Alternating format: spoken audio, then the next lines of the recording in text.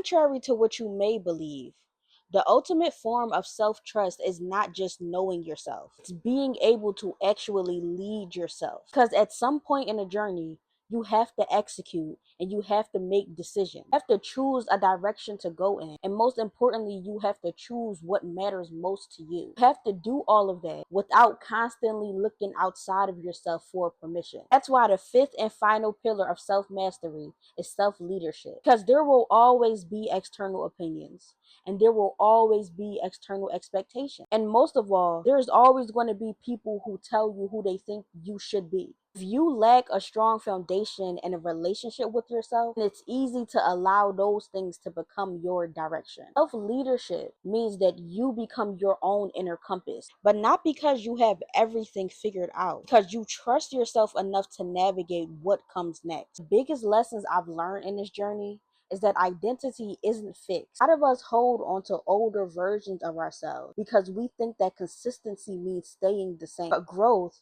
requires you to allow yourself to evolve. The person you were 5 years ago helped you get here. They are not qualified to decide where you go next. Leadership is essentially giving yourself permission to change, to redefine yourself, to make decisions based on who you are becoming, not who you used to be. It's exactly why I call it the self-mastery method. Not because you suddenly master yourself and become perfect, but because you develop such a deep understanding of who you really are. You no longer need the outside world to tell you who you are. So you trust and you lead. You inevitably lose your way, as all of us will. You have a foundation that can guide you back. That's what becoming someone you trust really means. Not becoming someone who never doubts or never struggles. Becoming someone who knows that they can always return back to themselves. This is day 17 of becoming someone that I trust. These 5 pillars are just the foundation. But as we all know,